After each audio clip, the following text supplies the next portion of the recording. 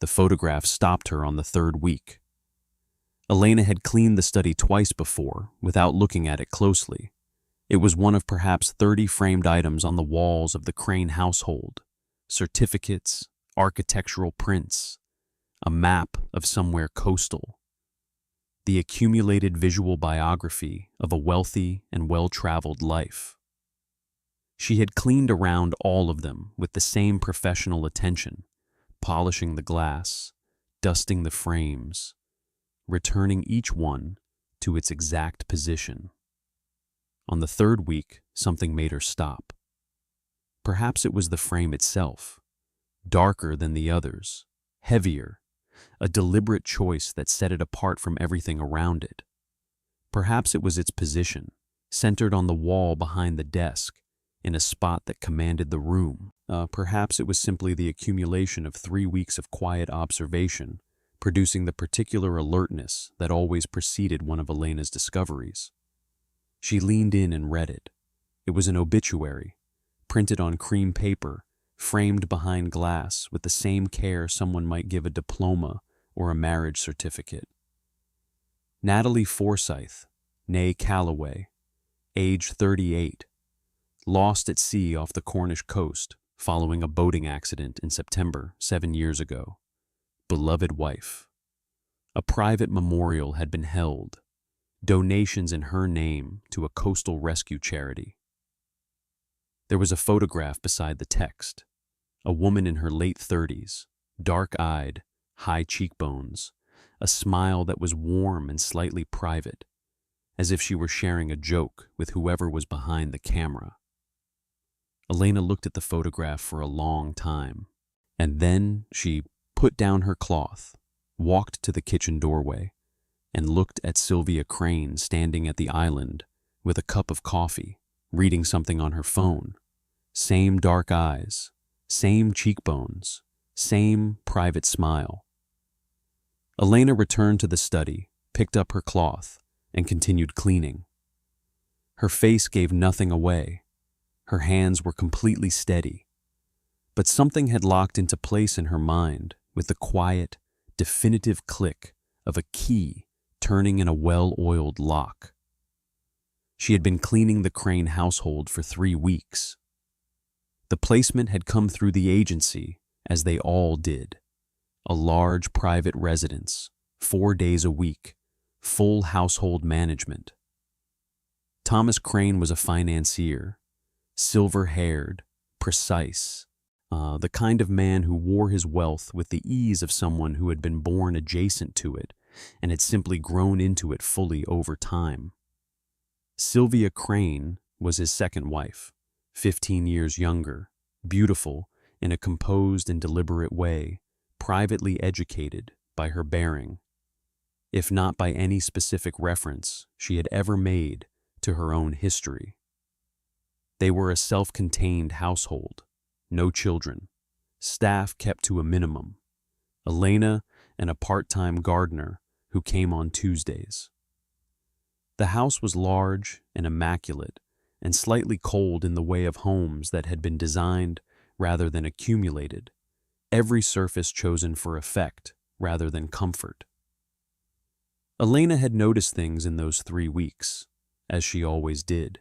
It's the financial documents that appeared on Thomas Crane's desk with a regularity that suggested either carelessness or confidence.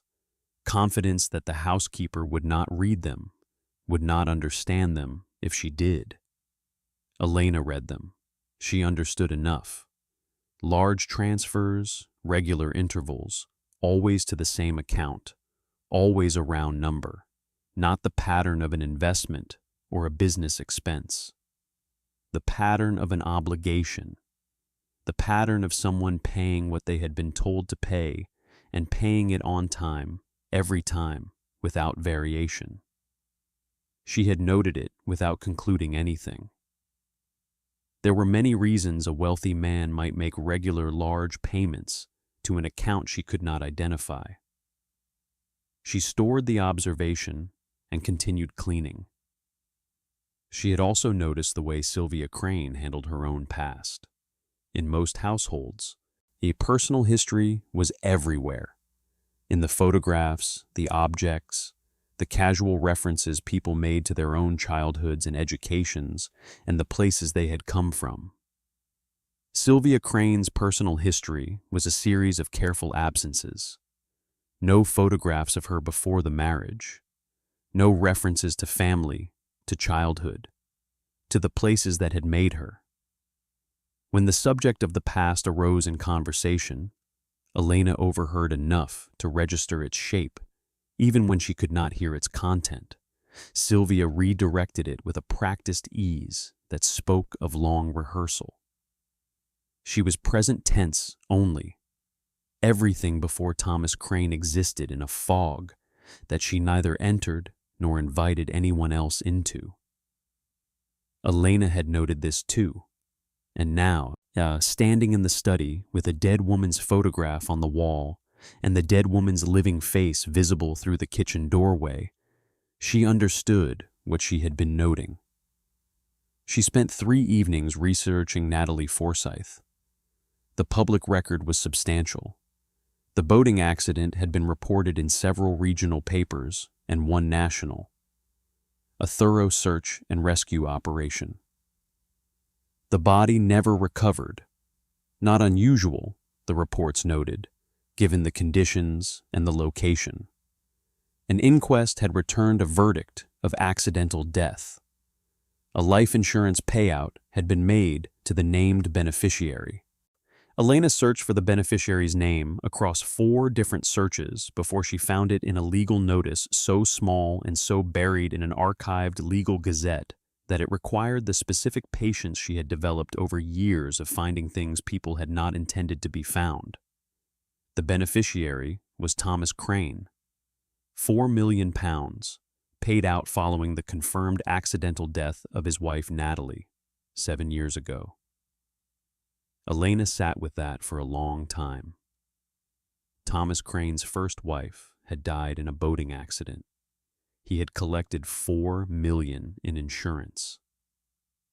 2 years later, he had married a woman named Sylvia, whose past was a careful absence, whose face matched the dead woman's face with a precision that went beyond resemblance, and who lived in a house where her own obituary hung framed on the study wall behind her husband's desk.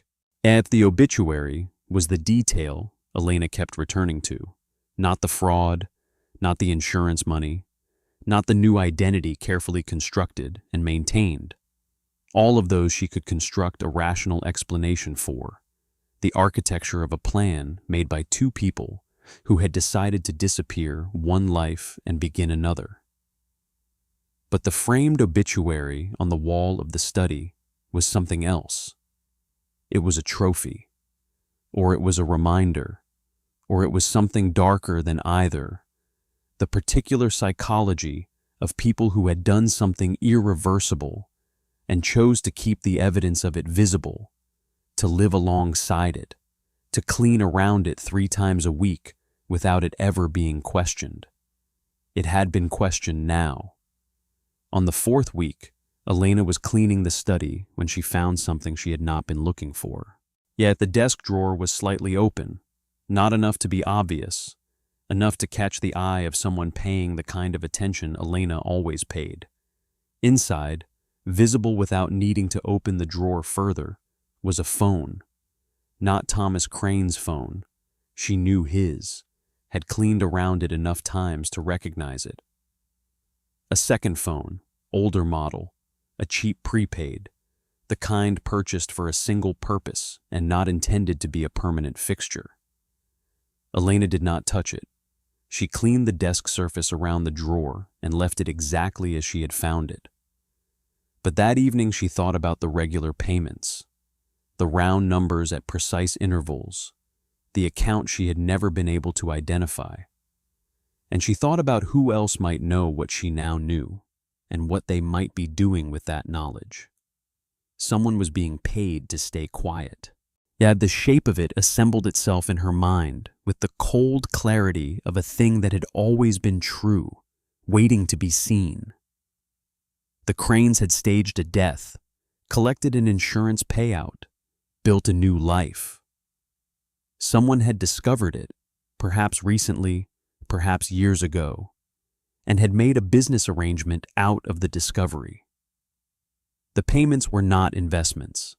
They were the cost of a secret, billed monthly, reliable as a subscription.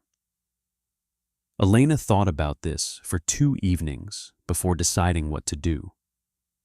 She was a housekeeper.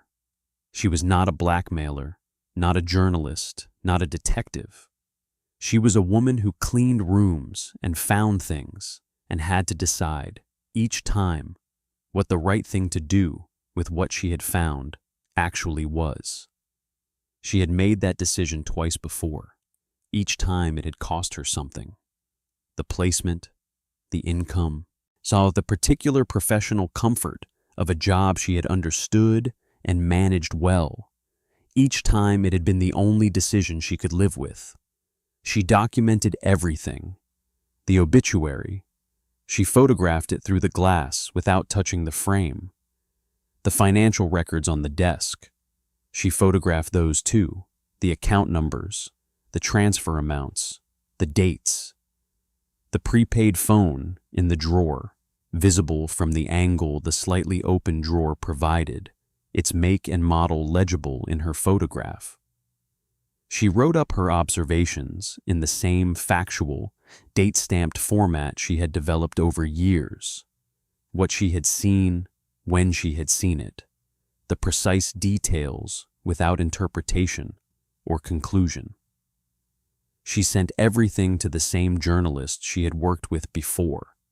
A message that was brief and factual and asked only that it be handled with the same precision as the last time. She sent it on a Thursday evening and returned to the Crane house on Friday morning and cleaned every room with the same unhurried exactness she always brought to it. Sylvia Crane, Natalie Forsyth, passed her in the hallway that morning with the same composed pleasantness she always offered. Elena returned it. 2 women in a corridor, everything visible between them to anyone paying attention, nothing acknowledged, nothing said. Elena cleaned the study last. She polished the glass on the framed obituary with the same careful circular motion she used on every framed item in the house. She could see her own reflection in the glass as she worked, and behind her reflection, the reflection of the room, and in the room, the desk, and the slightly open drawer, and the whole quiet architecture of a secret that had been maintained for 7 years and would not be maintained for much longer. She set the frame back at its exact angle. She picked up her caddy. She walked out through the service entrance for the last time and did not look back. The journalist published 6 weeks later. Elena did not read it. The insurance fraud, the staged death, the false identity, the blackmail payments, all of it unraveled from 2 directions simultaneously, exactly as she had known it would. The blackmailer, faced with exposure, had provided their own documentation to the authorities in exchange for consideration. The Cranes had nowhere left to stand. Elena had a new placement by then, a different house, a different household, and a different set of rooms to learn. She arrived on the first morning, set her caddy down in the kitchen, and began to work. Some houses kept their secrets in drawers. Some kept them on the wall in plain sight, framed behind glass, cleaned around 3 times a week by someone everyone had agreed not to think about.